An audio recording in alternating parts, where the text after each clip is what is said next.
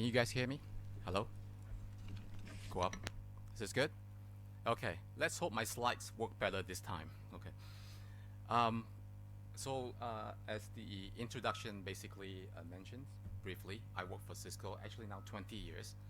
In over 20 years, I have the opportunity and the benefit of interacting with both public sector and private sector companies.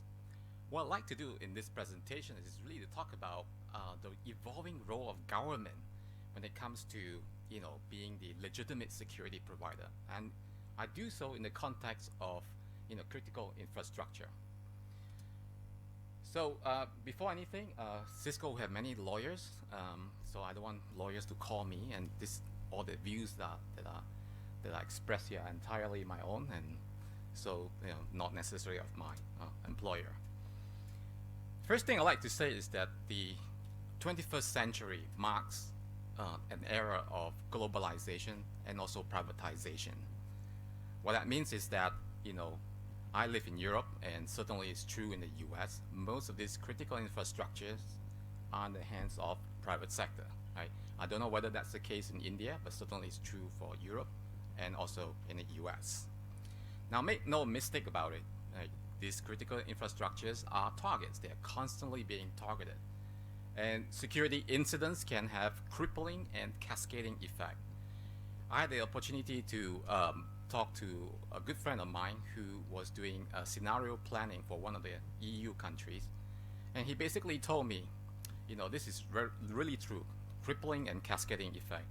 In his scenario planning, he said, do you know that this country will not survive if there is no electricity for 3 days?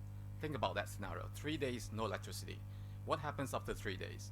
Well, you're not able to go to the petrol station and get gas, right? Because you need electricity to pump this gas from the ground to your car. What happens then?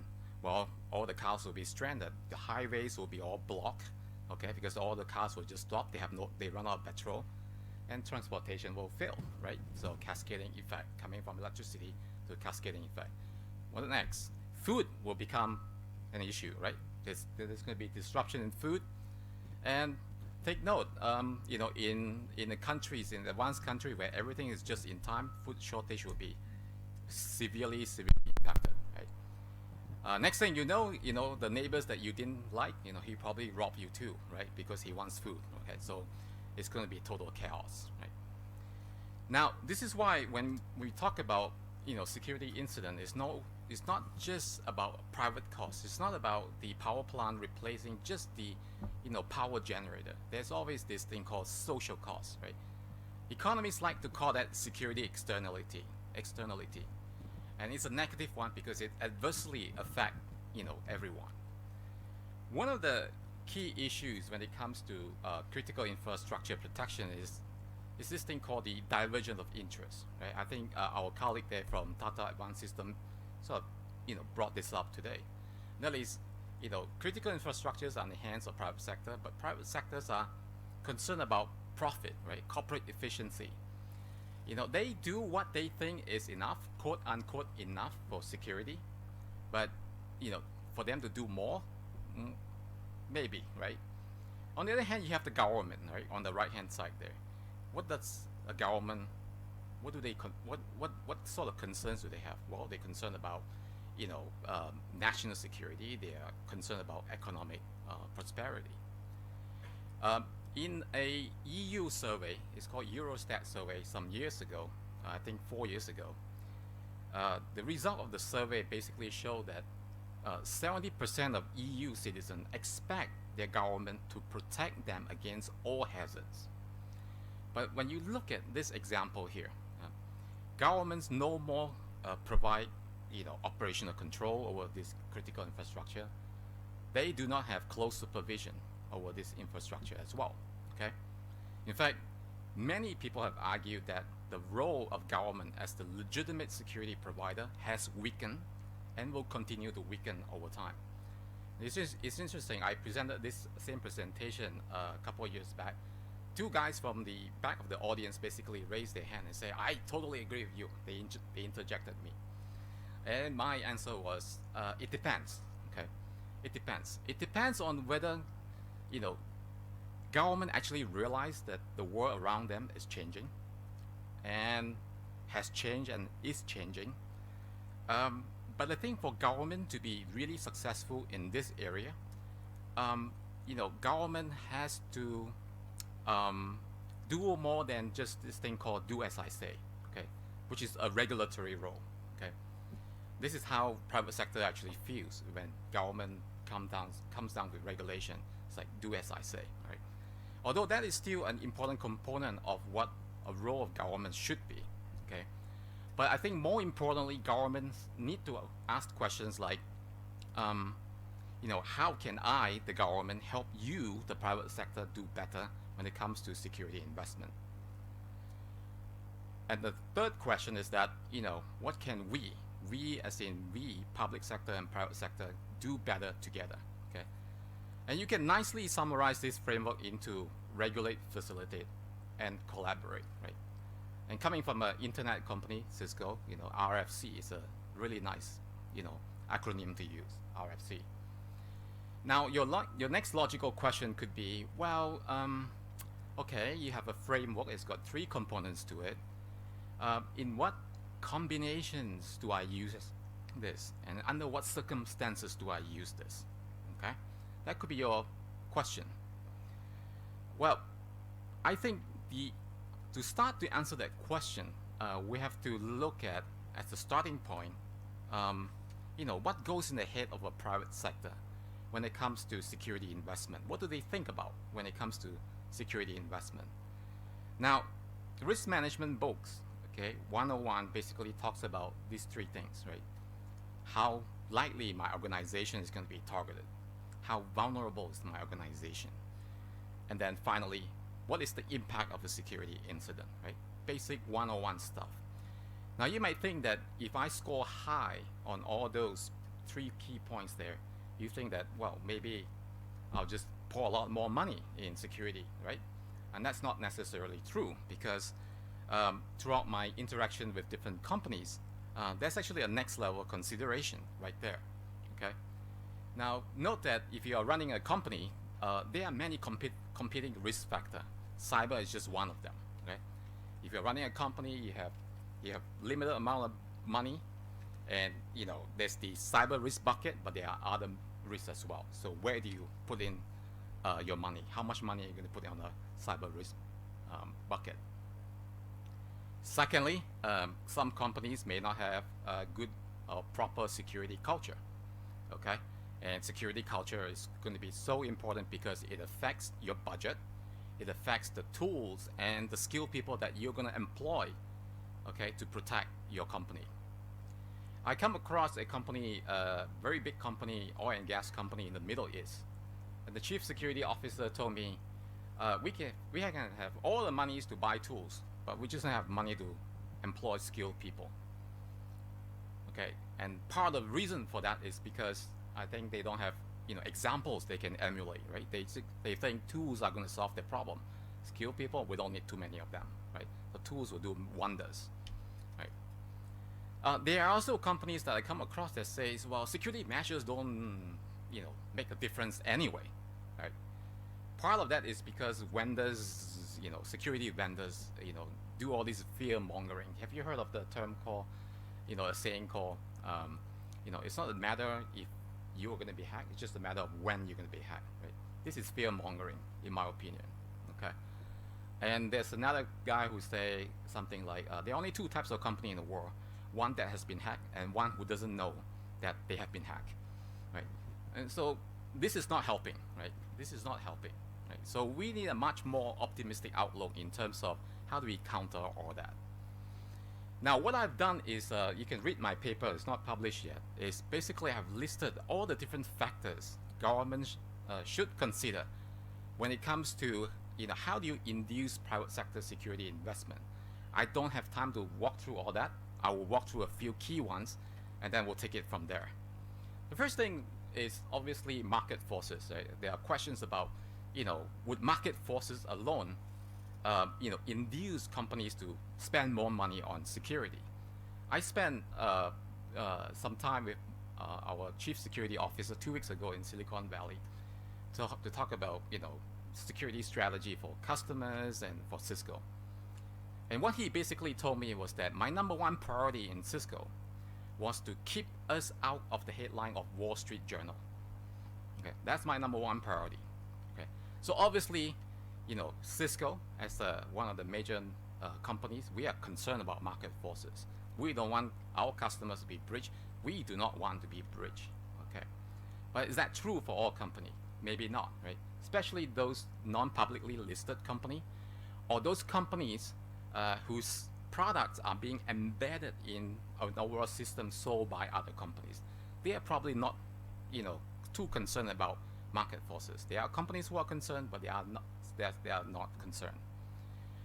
Yet another factor that I think we need to talk about is this thing called tragedy of the commons, right? This concept was brought in the year 1833, and at that time they talk about, cows, right? Too many cows feeding on the green pasture will cause deterioration of the pasture. Now I think this concept applies equally to security as well. So if you had a company, especially a very cost-conscious company with low profit margin, facing very stiff competition, and they will say, well, if I don't believe others are making the same level of security investment that I'm doing, I will be at the cost disadvantage. My survival is at risk here, right? And that's basically the issue called tragedy of the commons. Furthermore, this company who's going to make security investment, he's going to say, well, I think I'm relatively secure compared to my peers.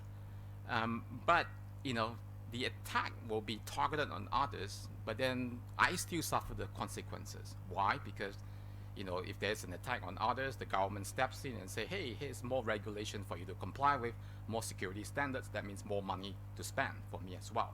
Okay, and that's the challenge right there. The goal when you have tragedy of commons is really to get everyone on the same level of protection. But how do you do that? Right?